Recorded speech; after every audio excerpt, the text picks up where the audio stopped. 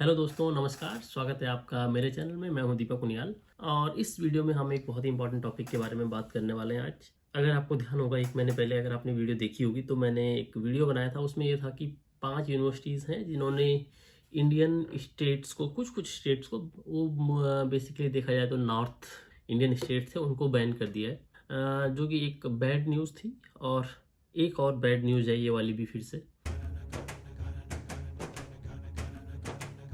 क्योंकि यहाँ पे 2 यूनिवर्सिटीज़ ने 5 स्टेट को बैन कर दिया है। तो अगर आप लास्ट मंथ की जो वीडियो बनाई थी उसमें अगर आप देखो या लास्ट मंथ की न्यूज़ को फॉलो करो तो वो न्यूज़ ये थी कि 5 स्टेट को एक्चुअली बैन नहीं किया था प्रॉपर तरीके से। उसमें ये था कि थोड़ा जो आपकी एडमिशन की प्रोसेस है उसको थोड़ा उन्होंने ज़्यादा उसमें रेस्ट्रिक्शन लगा दी थी, या उसको ज़्यादा अच्छे तरीके से चेक कर रहे थे आपके डॉक्यूमेंट्स को। लेकिन इस बार जो यूनिवर्सिटीज़ हैं ये 2, एक है आपकी फेडरेशन यूनिवर्सिटी और एक है वेस्टर्न सिडनी यूनिवर्सिटी।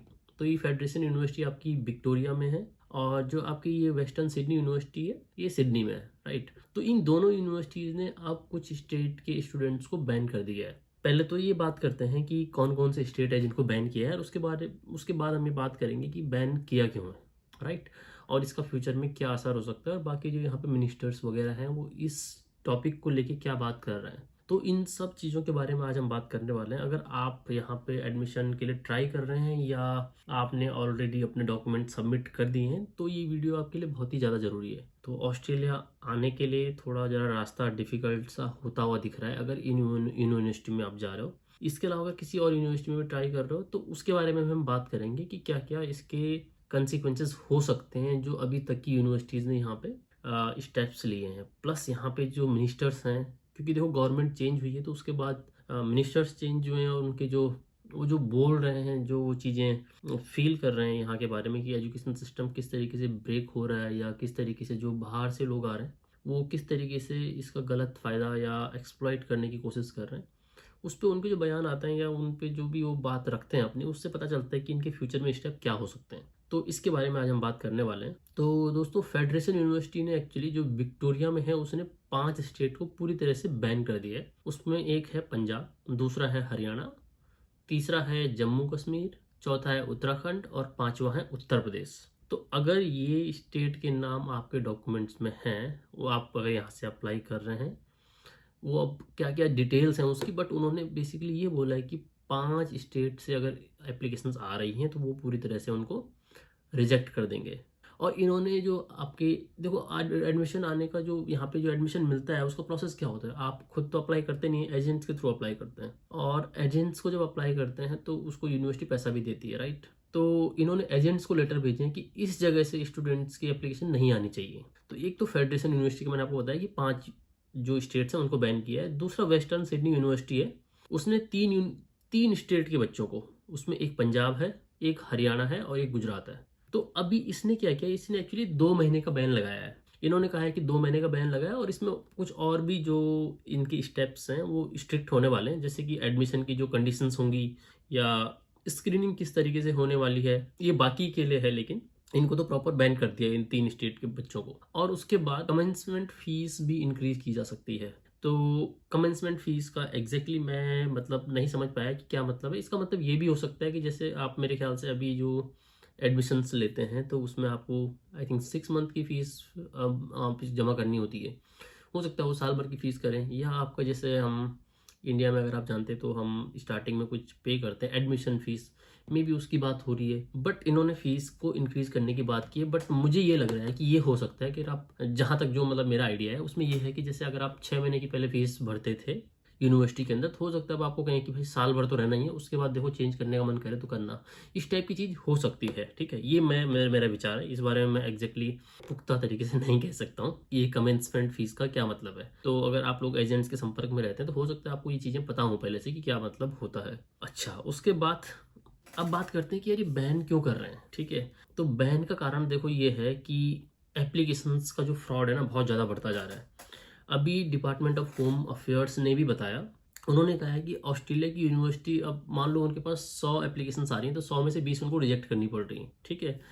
तो 20% एप्लीकेशन रिजेक्ट हो रही हैं, जो कि अगर हम 4 साल पहले की बात करें 2019 में, तो लगभग लगभग 12% का रेट होता था जो एप्लीकेशन रिजेक्शन का रेट था, मतलब 100 में से उस टाइम 12 रिजेक्ट होती थी, आज की डेट में कम से कम 20 रिजेक्ट हो रही हैं। अब इसमें देखो सबसे बड़ी बात क्या है, इंडिया की तरफ क्यों निगाहें जा रही हैं सबसे ज़्यादा। देखो एक इंडिया की पॉपुलेशन ज़्यादा है ये हम मानते हैं, तो एप्लीकेशंस भी ज़्यादा आती हैं और फिर रिजेक्शन रेट भी ज़्यादा होता है। लेकिन वो रिजेक्शन रेट अगर है भी तो सब कंट्रीज़ का लगभग अगर आप रेशियो निकालेंगे तो सिमिलर होना चाहिए, बट ऐसा है नहीं। इंडिया का जो एप्लीकेशन रेट का जो रिजेक्शन रेशियो है वो लगभग 25% के आसपास है, यानी कि 100 एप्लीकेशन आती हैं तो 25 लगभग रिजेक्ट हो रही है, 24 या 25 के आसपास। जो 2012 से जो रिजेक्ट होता था, यानी कि 10-11 साल पहले जो रिजेक्शन रेट था उससे बहुत ज़्यादा ऊपर बढ़ चुका है। तो इसीलिए ये यूनिवर्सिटीज़ अब थोड़ा फॉर्म में आ गई हैं कि भाई हम अब ये नहीं सहेंगे। तो आपके मिनिस्टर किस तरीके से बात कर रहे हैं, देखो वो भी आपको असर डालता है। और भी कारण है, देखिए जैसे अभी क्या हो रहा है कि ये यूनिवर्सिटी जो है ये मान सकते हैं कि आपने मान लीजिए वहाँ पे वीज़ा के लिए अप्लाई किया, राइट। अब आपकी एप्लीकेशन फ्रॉड है सपोज, तो फ्रॉड होने के चक्कर में यूनिवर्सिटी ने तो पास कर दिया, मान लो उन्होंने नहीं चेक कर पाया वो इस तरीके से कि ये वीज़ा की जो एप्लीकेशन है ये फ्रॉड है, इसमें कुछ फ्रॉड डॉक्यूमेंट्स लगे हुए हैं। लेकिन अब वो गया होम अफेयर्स के पास, ठीक है, जो एक्चुअली आपको वीज़ा प्रोवाइड करते हैं, और उन्होंने देखा यार ये फ्रॉड है, उन्होंने फाइंड आउट कर लिया। तो अब होगा क्या कि वीज़ा का जिस यूनिवर्सिटी का जो मान लीजिए वीज़ा उसमें से 100 में से मान लो 80 या 90 वीज़ा पहले मिल जाते थे, अब 80 मिल रहे हैं, यानी कि रिजेक्शन रेट बढ़ गया। तो इस चक्कर में क्या होता है, यूनिवर्सिटी की रेपुटेशन पे भी फर्क पड़ता है, यूनिवर्सिटी की रेपुटेशन भी डाउन होती है। और यहाँ पे क्या मतलब हर जगह होता है कि यूनिवर्सिटीज़ के कुछ लेवल्स होते हैं जिसको हम मानते हैं कि हाँ ये टॉप यूनिवर्सिटी है, उसके फिर थोड़ा नीचे की यूनिवर्सिटीज़ हैं, इस तरीके से रैंकिंग दी जाती है। यहाँ पे भी वो रैंकिंग है, राइट। तो अब होगा क्या, जिसका रिजेक्शन रेशियो बढ़ता रहेगा उसकी रैंकिंग डाउन होती जाएगी। अब डाउन होती जाएगी, देखो ये पूरा साइकिल है। डाउन होने के कारण क्या होगा कि अब जो विदेश में बैठे हुए हैं बाकी लोग, ठीक है, यहाँ नहीं, ऑस्ट्रेलिया में नहीं है जो बच्चे, वो देख रहे हैं कि अच्छा कौन कौन सी यूनिवर्सिटीज़ हैं जिनका लेवल अच्छा है, और उस लेवल अच्छे होने के कारण क्या है कि उनका मतलब एक तो पढ़ाई अच्छी है, उसके बाद उनका वीज़ा जो रेशियो है वो अच्छा है, वीज़ा मिल जाता है जल्दी जल्दी। लेकिन बाहर से कोई क्या देखेगा कि यार इनका तो रेशियो ख़राब है, अब इन पे अप्लाई नहीं करेंगे। तो एक साइकिल बन जाएगी, रेशियो ख़राब होगा, बच्चे अप्लाई नहीं करेंगे, यूनिवर्सिटी को जो पैसा मिलना है बच्चों से वो नहीं मिलेगा, ठीक है। एक बात तो ये है। दूसरा एक और इम्पॉर्टेंट जो कंसर्न है यूनिवर्सिटीज़ का, वो ये है कि जो बच्चे आ रहे हैं ना यहाँ पे, ये पढ़ाई वढ़ाई करने नहीं आ रहे हैं, ठीक है। और मेरे ख्याल से अगर आप लोग अप्लाई करने वाले हैं या आप अप्लाई कर चुके हैं या आप अपने दोस्तों को या किसी भी रिश्तेदार को या ऐसे लोगों को जानते हैं जो यहाँ पे ऑलरेडी वर्क कर रहे हैं, तो आप जानते हैं कि मोस्टली लोग क्या करते हैं, उनका सच में मैं ये मानता हूँ कि यार अगर 100 बच्चे आ रहे हैं ना, तो 100 बच्चों में से 90 बच्चों का तो ये मोटिव है कि उन्हें पढ़ना लिखना नहीं है, उन्हें क्या करना है, उन्हें यहाँ पे आके कोर्स स्विच करना है। क्योंकि यार मैं बहुत सारे इंस्टाग्राम पे मैसेज रिसीव करता हूँ, ठीक है, उसमें बहुत सारों का कंसर्न क्या होता है कि यार 6 महीने बाद कोर्स चेंज हो जाएगा क्या, या आते ही कोर्स चेंज हो जाएगा क्या। तो मतलब जो यूनिवर्सिटीज़ हैं यहाँ पे उनको आइडिया तो है इस बात का, ऐसा नहीं कि उनको पता नहीं कि ऐसा हो रहा है। यार आपके कॉलेज में या किसी में यूनिवर्सिटी में एडमिशन लिया गया तो आपको पता नहीं चलेगा कि यार 100 बच्चों ने एडमिशन लिया था और 6 महीने के अंदर यहाँ से 50 बच्चे या 25 बच्चे या जो भी हैं वो बच्चे सारे निकल गए। और उनको ये भी पता है कि ये कहाँ जा रहे हैं, क्योंकि देखो कंट्री के पास इनका डेटा कहीं ना कहीं मैच होगा, कहीं ना कहीं से फाइंड आउट कर लेंगे कि ये बच्चे जा कहाँ रहे हैं। सबको पता है कि उसके कारण दो हैं। सबसे पहला कारण क्या है कि बच्चे क्यों जा रहे हैं इधर उधर, बच्चे इसलिए जा रहे हैं कि उनको कम फीस में दूसरा कॉलेज मिल जा रहा है जो उनको एडमिशन दे रहा है, ठीक है। और जैसे यहाँ पे टेफ कोर्सेज होते हैं या ट्रेड कोर्सेज होते हैं, मोस्टली बच्चे उसकी तरफ घुसते हैं। ट्रेड कोर्सेज भी आपको शायद से आइडिया होगा, अगर नहीं बताया तो बेसिकली क्या होता है कि आपको जो जनरली इंडस्ट्री में काम करना, इंडस्ट्री क्या कहें, या जैसे आपको कुकरी करनी है, खाना बनाना है, या इस टाइप का जो किचन विचन का काम है, हॉस्पिटैलिटी वाले कोर्सेज हैं ये करने हैं। और दूसरा मान लीजिए आपको कहीं पेंटिंग करनी है या बहुत सारे प्लम्बिंग करनी, इस टाइप के बहुत सारे कोर्सेज हैं जो कि आपको डायरेक्टली वो स्किल्स प्रोवाइड करते हैं जो काम करने के लिए रिक्वायर्ड होती हैं। इनमें क्या है, एक तो कोर्स का ड्यूरेशन छोटा होता है, दूसरी इनकी फीस कम होती है। अब फीस अगर कम है तो यार देखो हर कोई चाहेगा कि अपने पैसे बचाएं जो इंडिया से यहाँ पे आए, या जिनके पास मान लीजिए पैसे नहीं है बहुत ज़्यादा, तो उनका फोकस ही ये है कि यार वहाँ पे जाके कोर्स चेंज करेंगे, कम पैसे में अपना दूसरा कोर्स हो जाएगा और उसके बाद पीआर का रास्ता भी हमारा स्मूथ हो जाएगा। लेकिन यूनिवर्सिटी को ये सारा पता है कि इस तरीके से चल रहा है। अब इसमें क्या हो रहा है, एक तो यूनिवर्सिटी का लॉस हो रहा है। आपने अगर उनको $10,000 देने हैं, सपोज एक साल के $10,000 देने हैं, या मान लीजिए $15,000 देने हैं, लगभग इतनी फीस होती है यूनिवर्सिटीज़ के अंदर। अब आप वही काम बहुत कम पैसे में कर रहे हो लेकिन दूसरी जगह जाके, कंट्री का तो लॉस है ही है, यूनिवर्सिटी का भी लॉस है कि अब आप उनको पैसे नहीं दे रहे हो, उन्होंने आपको बुलाया लेकिन आप वहाँ से छोड़ के चले गए। तो एज अ कंट्री भी ऑस्ट्रेलिया इस चीज़ से परेशान है थोड़ा, और उनको ये लग रहा है कि यार ये बच्चे ना एक तरीके से अपना रूट फाइंड आउट कर रहे हैं कंट्री के अंदर घुसने के लिए। तो होगा क्या, आपने एक कोर्स में एडमिशन लिया, इन्होंने सीटें इसलिए रखी हुई है कि यहाँ पे बच्चे आएंगे, तो ये एक्चुअली ये वाली टेक्निकल एबिलिटीज़ या टेक्निकल स्किल्स हमको 2 साल बाद जब ये मास्टर्स कर लेंगे या कोई और कोर्स कर रहे हैं आप, जैसे मान लीजिए आप बैचलर कर रहे हैं, तो 4 साल बाद हमको इस टेक्निकल स्किल वाला बच्चा मिल जाएगा। परंतु होता क्या है कि वो स्किल वाला बच्चा उनको मिल नहीं पा रहा है, बच्चा यहाँ पे आ रहा है और उस स्किल से हट के वो किसी दूसरी स्किल में चला जा रहा है। आप समझ रहे हैं बात को? तो एज अ कंट्री अगर आप खुद सोचो, अगर आप एक यूनिवर्सिटी मेंटेन कर रहे हो या आप हो एक कंट्री की मतलब कोई सुप्रीम लीडर, और आपकी कंट्री में कोई इस तरीके से आ रहा है और ये सब चीज़ें कर रहा है, जो उनको रिक्वायरमेंट है वो ना करने के बजाय किसी और में घुस जा रहा है और एक रूट मतलब इस तरीके से लेके आ रहा है कि जेन्युइन भी लगे रूट, क्योंकि लीगली तो है ही। देखो यहाँ पे ऐसा नहीं है कि कोर्स चेंज करना कोई पाप है, बट वो उनको फ़ायदा नहीं कर रहा है, वो जो भी रूट आप ले रहे हैं वो उनको फ़ायदा नहीं कर रहा है, ठीक है। तो उस चीज़ से उनको प्रॉब्लम है एक तो, और दूसरा फ्रॉड डॉक्यूमेंट जो सिर्फ जिनके पास हो सकता है, वो जो यहाँ पे एलिजिबिलिटी की रिक्वायरमेंट है या क्राइटेरिया है, वो आपके फंड को लेके डॉक्यूमेंट हो सकते हैं, वो आपके एक्सपीरियंस को लेके डॉक्यूमेंट हो सकते हैं, एजुकेशन को लेके डॉक्यूमेंट हो सकते हैं। तो बहुत सारे बच्चे क्या कर रहे हैं, वही फर्जी बना दे रहे हैं। देखो कोर्स चेंज कर रहे हैं वो पाप नहीं है, लेकिन अगर आप इस तरीके के फर्जी डॉक्यूमेंट बना दो तो सरासर पाप है ना। पर आप लोग बहुत सारे वो ऐसा कर रहे हैं, जो कि बहुत ही गलत बात है। अब यहाँ पे यूनिवर्सिटीज़ हो गई स्ट्रिक्ट, तो अभी देखो पिछले महीने भी जब हमने बात की थी, कुछ 4 यूनिवर्सिटी थी जिन्होंने पॉज कर दिया था इस चीज़ को। उसमें थी विक्टोरिया यूनिवर्सिटी, एक थी एडिथ कोवन यूनिवर्सिटी, टॉरेंस यूनिवर्सिटी और साउदर्न क्रॉस यूनिवर्सिटी। 2 यूनिवर्सिटी ऐसी थी, वोllongong एंड फ्लिंडर्स। उन्होंने क्या किया, एंट्री प्रोसेस को थोड़ा थोड़ा मतलब चेंज कर दिया था, थोड़ा स्ट्रिक्ट बना दिया था, लेकिन उन्होंने पूरी तरह से बैन नहीं लगाया था। और अब क्या होने वाला है, जब अब हम कह रहे हैं कि एक बिगेस्ट इनटेक आने वाला है। 2019 में लगभग 75,000 स्टूडेंट्स आए थे ये ऑस्ट्रेलिया की सारी यूनिवर्सिटी में, इंडिया से, जो vocational courses and all that सब थे जो कोर्सेज उनके ऊपर। अब क्या होने वाला है, वो नंबर भी सरपास वैसे कर चुका है, बट अब और ज़्यादा स्टूडेंट आने वाले हैं, राइट। और ये सारा किस तरीके से हो रहा है, ये सारा हो रहा है किसी एजेंट के थ्रू। आप एजेंट के पास जा रहे हो, एजेंट आपको यहाँ पे चाहे वो फर्जी डॉक्यूमेंट लगाना हो, जो भी कर रहा है वो सब कर रहा है और आपको यहाँ घुसा रहा है।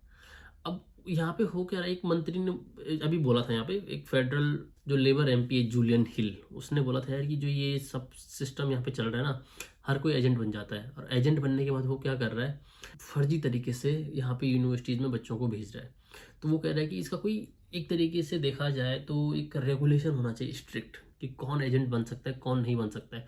तो उनका ये एग्जैक्ट उनके वर्ड ये हैं कि anyone can be agent, I can be agent, you can be agent, और my dog can be an agent selling Australian education.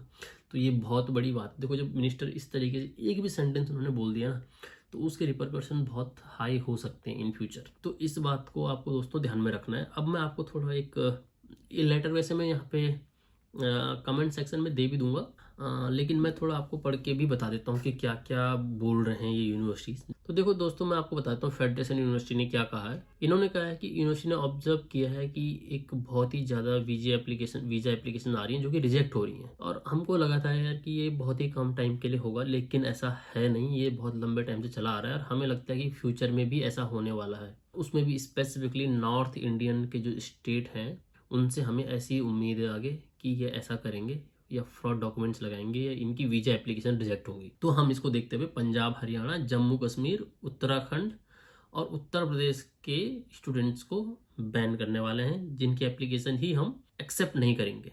और इसमें 5 पॉइंट इन्होंने लिखे हैं अपनी जो ये डॉक्यूमेंट इन्होंने रिलीज किया, उसमें कहा है इन्होंने कि अभी से तुरंत जो ये 5 रीजन है, इनसे हम एप्लीकेशन लेना ही तुरंत इमीडिएटली बंद कर देंगे।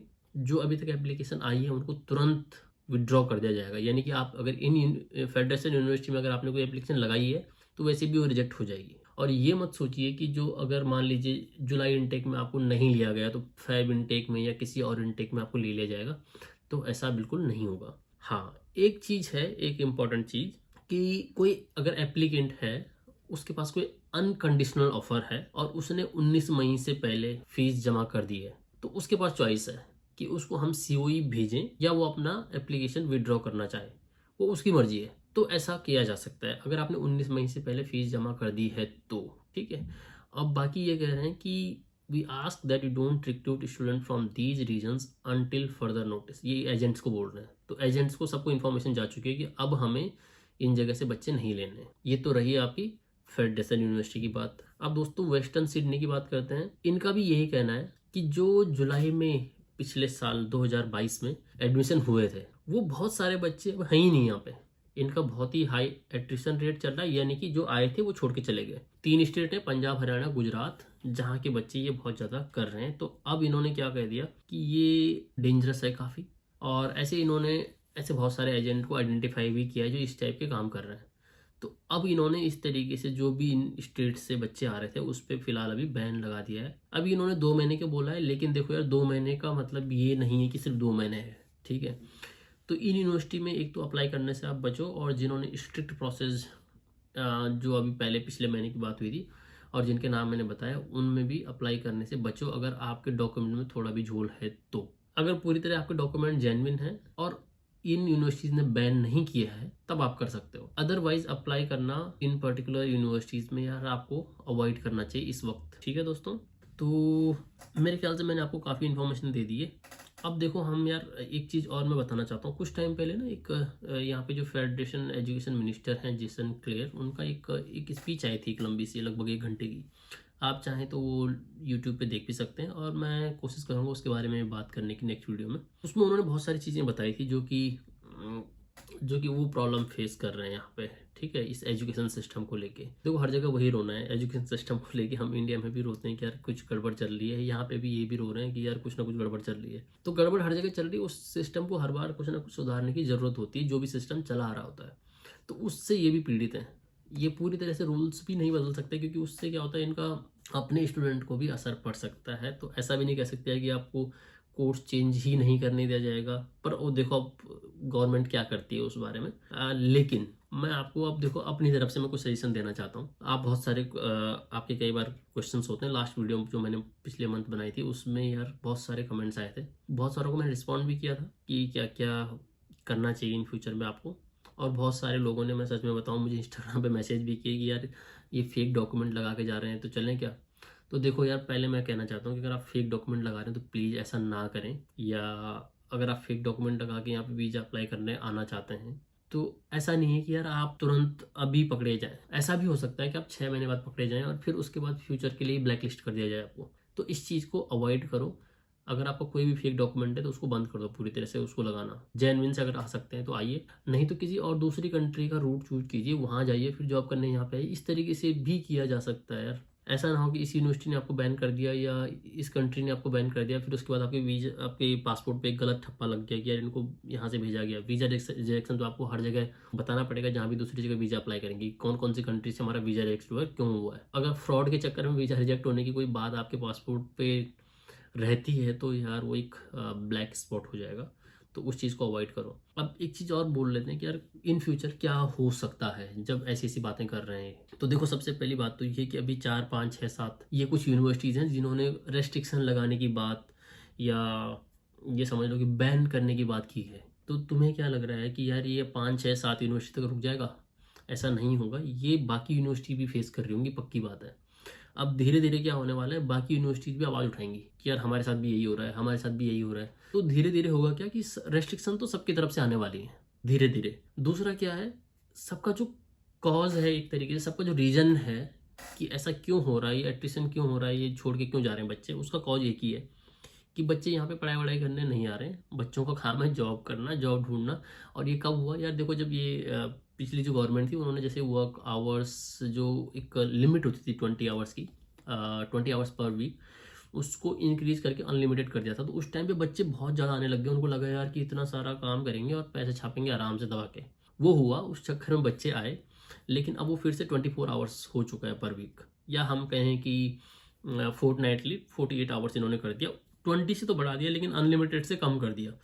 तो एक तरीके से बुरी न्यूज़ भी है बच्चों के लिए कि उनको फीस वीस अपनी इकट्ठी करनी होती है। और आज की डेट में अगर यार आप यहाँ पे देखो, आप किसी भी बच्चे से पूछो, सोशल मीडिया से बात करो, किसी तरीके से बात कर लो, आपको ये पता चलेगा यहाँ पे जॉब का जो सिनेरियो चल रहा है ना, फुल टाइम जॉब की बात नहीं कर रहा हूँ, एक्चुअली मैं पार्ट टाइम जॉब की बात कर रहा हूँ। तो पार्ट टाइम जॉब का जो सिनेरियो चल रहा है उसमें अब धीरे धीरे एक्सप्लॉयटेशन के केसेस भी आएंगे, क्योंकि कैश में जॉब करेंगे बच्चे, और कैश में जॉब करने का मतलब है कि आपको बहुत ही कम रेट मिलेगा। तो अगर आप हर जगह सुनते हैं कि यार 20-21 का रेट मिलता है, 20-21 का रेट आपको तब मिल रहा है, या 22 का रेट तब मिल रहा है, हो सकता है 30 भी मिल जाए, बट वो रेट कब मिल रहा है? जब आप प्रॉपर आपके TFN पे जॉब कर रहे हैं और आपको उसको टैक्स भी पे करना पड़ता है कुछ ना कुछ उसमें से, वो तब मिल रहा है।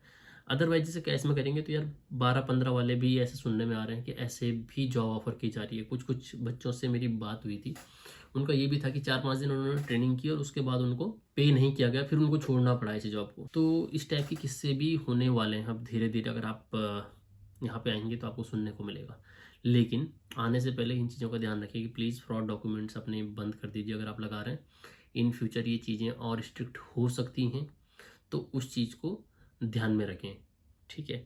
तो मिलता हूँ मैं अगली वीडियो में आपसे। अगर आपके कोई भी क्वेश्चंस हों, कोई भी क्वेरीज हों इस वीडियो से रिलेटेड, तो आप कमेंट कर सकते हैं, ठीक है। मिलते हैं अगली वीडियो में, तब तक के लिए bye bye and take care.